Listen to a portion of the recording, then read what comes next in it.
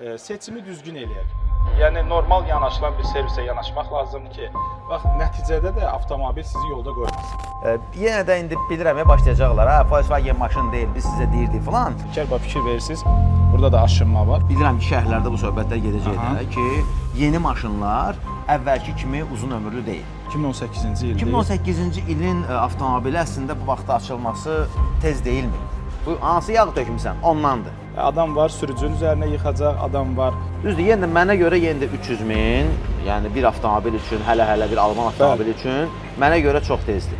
Volkswagen Polo'larda bu hənəm-hənəm olan bir şey deyil. Yox, bu nazı ilə oynanacaq maşın deyil. Ola bilər, indi mənfi fikirlər də olacaq. Dediyin kimi, yəni sürücüyə elə od qoyub yola salırlar ki.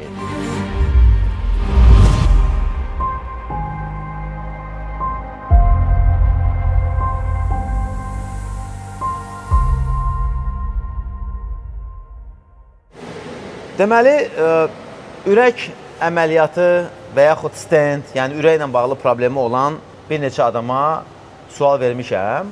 Heç biri bir-birinə oxşar eyni şey deməyib də. Məsələn, yaxınlarda bir dostumuzun ürəyinə stent qoydular. Dedi ki, qardaş, nə siqaret çəkirəm, nə içki içirəm, özüm də tanıyıram onu. Yəni, adamın heç bir zərərli vərdişi yoxdur və getdi ürəyinə stent qoydular.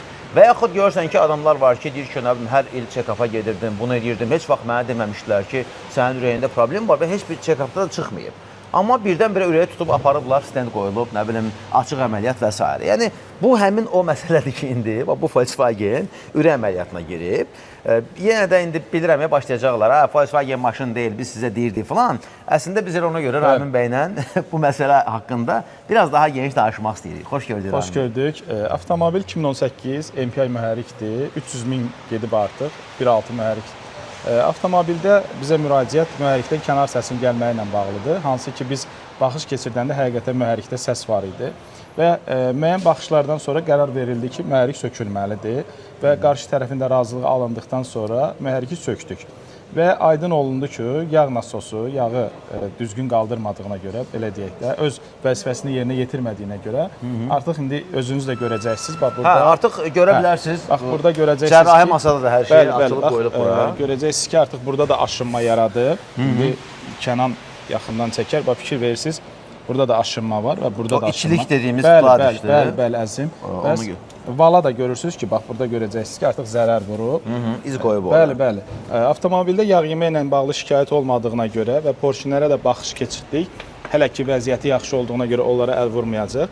Bu nasazlıqlar inşallah aradan qaldırılacaq. Ondan sonra... Yəni, bu stentdir də, açıq əməliyyat deyil. Bəli, bu stentdir. Bu stentdir, bəli. Hər bir halda mühərrik açılıb, bir yandan yaxşıdır. Amma indi baxın, Ramin bəy, yenə də bu... Bilirəm ki, şəhərlərdə bu söhbətlər gedəcək ki, biz məsəl üçün deyirik ki, alırsan bugün Çin maşınını və yaxud hansısa, yəni bu yeni maşınlar əvvəlki kimi uzun ömürlü deyil. İstehsalçı bunu qəsdən belə qoyur və s. Bu söhbətlər gedir həmişə. Amma bu məsəl üçün Polo'dur, buradan alınandır, 2015-dən sonraki nəsildir. Bəli, 2018-ci ildir. 2018-ci ilin avtomobili əslində bu vaxtda açılması tez deyilmi? Bax, bunu istəyirəm ki, bir... Belə deyək də, bu avtomobil Pololarda hər zaman belə bir problem olmur. Tək-tük hallarda belə bir problemlə yaxınlaşır. Bilirsiniz ki, bu avtomobillərdə mühərrik set deyil, MPI mühərrikdir. Bunlarda mühərrik iç remendir. İç remen olduğuna görə də bunlarda 90 mindən bir kilometrajın vaxtı gəldi çatdı. Remeni dəyişirsən və belə deyək də, onunla da rahat sürə bilirsən. Amma indi hansısa zaman bu avtomobil tam bütün vaxtları bizə gəlməyib də. Müəyyən bir zamanda ola bilər ki, nəsə düzgün olunmayıb.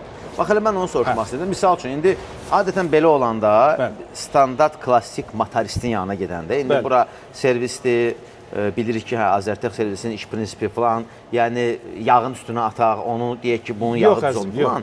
Amma klassik motorist yanaşması var da bizdə Azərbaycanda ki, bu hansı yağ tökmüsən? Ondandır. Heç bir şey yoxdur ya ortalıqda, yağdandır və yaxud bir qismi deyir ki, misal üçün sürücü maşını pis sürüb, çox aqressiv sürüb falan, bunu deyən var. Bir qismi deyir ki, hətta yanacaqdandır, bir qismi deyir ki, nə bilim, vaxtında.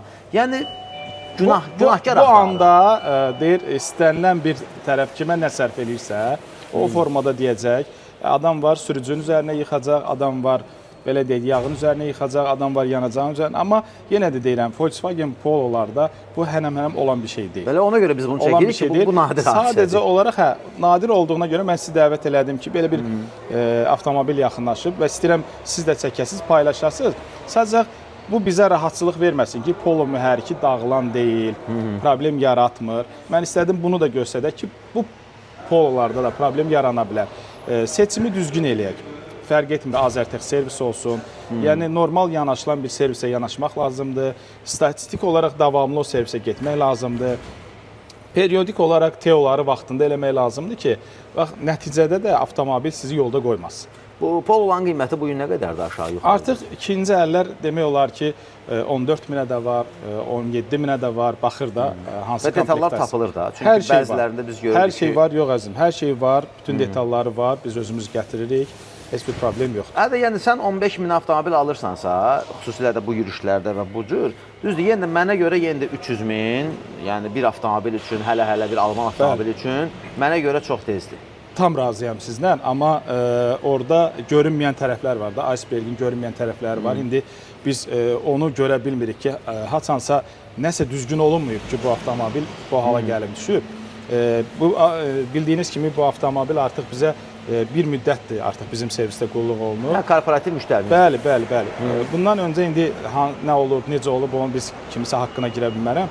Sadəcə olaraq məsələ burasındadır ki, artıq indən belə bizdə qulluq olunacaq və bunların bütün avtomobilləri deyək ki, inşallah problem olmayacaq. Yaxşı, məsələn, yağ nasosu deyirsiniz də, düzdürmü? Yağ nasosunun vaxtında bir reqlamenti varmı ki, biz onu dəyişməliydik? Yoxsa onu bəlkə gəlib vaxtında yoxlatdırmalıydı? Yağ nasosu elə bir vəziyyətə düşür ki, o səsli işləyə bilir. Nə eləyir onu? Səs eləyir, əməlli başlı səs. O nasosu nə o günə qoyur? Yağ düzgün olmayan yağ. Düzgün olmayan yağ.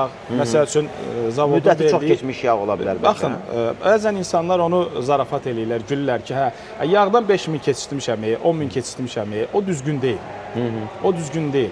O istər-istəməz avtomobildə müəyyən artıq problemlər yaratdı. Siz onu hiss eləmirsiniz. İndi deyəcəklər ki, bir dəfə keçirtməklə nə olur ki? Yox, söhbət bir dəfə də insan vərdiş alır. Bu dəfə 5000 keçirdir. Gələn dəfə deyirlər ki, keçən dəfə 5000 keçirtmişdim də. Nə olacaq? Bu dəfə 3000 keçirdi. Yaxşı qardaş, bu almanlar 30 min, məsələn, Alpin yağını Almaniyada, biz indi zavoda da gedəndə, hətta orada bu avtomobil sürücüləri də var da, deyək zavodun işçisi var, nə bilim, dostanışları var falan. Onlar 30 min sürürlər. Necə olur bu elə gəlir bizdə? Biz 10 mindən bir dəyişirik, hələ ən belə gec dəyişəndə də 7 min, 5 min. Yanacaq üstündə əsər şey də var. Belə deyək də, avtomobilin müəyyən müddət tıxaclarda qalmağında var və yağın yenə də gəlirik, yağ dəyişməni düzgün eləmək lazımdır. Bax, burada kaş mən onu çəkərdim sizin üçün. Volkswagen Jetta gəlmişdi. Mənə qabı göstərdi, hansı ki, heç orada Volkswagenin icazəsi yox idi. Hə, tələbi düzgün olmayan yağlar. Tələbi yox idi, bəli. Və götürüb töküb, deyir ki, usta deyir ki, bu yağ gedir maşına tökünə. Bu insanda inam var da, bir qarşı tərəfə inam yaranır, götürür tökür. Amma sabah o mühərrikdə problem yarananda, onun yanına gedəndə deyir ki, məncə gedir də o yağ. Artıq başqa nə deyəcək, nə edəcək ki ona? Durub ona mühərrik yığdırmayacaq ki. Hə, yox, o başa atacaq, o da ki, nə bilim, həmin yağdan daha mən işlətmirəm. Ay, nə bilim, əvvəl yaxşı gəlirdi, yaxşı gəlməyir. O usta bəhanələri var da eləmirəm ki, mən qablaşdırmıram ki. Hə, usta bəhanələri həmişə var və yaxud da ki, yəni ən pis halda yağı pis deyəcəksən ki, üstündən atacam, sıxıb gedəcək. Və salam da buna. Və yaxud deyək ki, ərki çatanda yeyib yağ firmasından yapışırsan ki, bu mühərrikin sən yığdır, sənə görə oldu. Amma yəni, düzdür, bu 4 silindirdir. 4 silindir mühərrik bugün ustalar üçün elə də oyuncaq kimi bir şeydir. Yəni bir günə çıxardar, qoyar, yığar. Yəni qəliz bir şey yoxdur. Gördüyünüz kimi heç bir şey yoxdur. Sadəcə səbəb, əsas məsələ. Yəni Pololarda vaxtında MPI mühərriklərdə iç remeni dəyişsinlər, yağı dəyişsinlər, vaxtında şamlarını dəyişsinlər. Elə bir problemli maşın deyil. İç remendəki ortalama götürürsünüz 70 min ətrafında. 70-dən yuxarı, bəli, 70-dən yuxarı artıq məsləhət görülür ki, çünki o hər an qırıla bilər, klapanlar əyilə bilər. Amma yəni yenə də bilirəm, şəhərlərdə daha çox onun üzərində dayanacaqlar ki, gördün 300 mində bu dağılır. Misal üçün, məsələn, bu şərhə artıq gözümün qabağına gətirirəm. Bəyənmədiyiniz Çin maşını var, mən artıq onu 150 mində sürmüşəm, heç bir şey də yoxdur. Belə baxanda təzə maşın sürürəm də. Yəni bugün daha çox... Büdcet baxımından bu avtomobillər bu saat mən dedim də 10 min, 14 min, 15 min civarında olan avtomobildir və ehtiyat hissələri o dediyimiz Çin avtomobillərdən fərqli olaraq tez tapılır.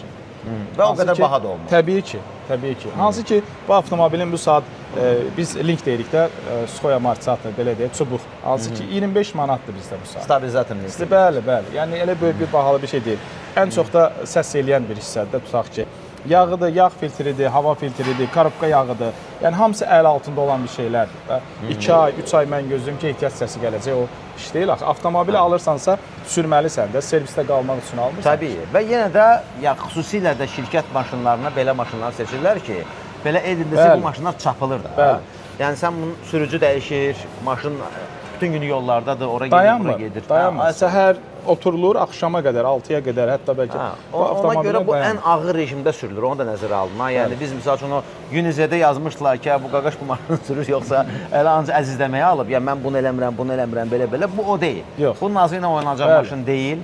Bunun heç bir belə deyək də o komfort kimi bir şəraiti yoxdur bu avtomobilin. Bütün günü sürüləcək ora-bura, çünki şirkət avtomobilidir və təyinatı da budur.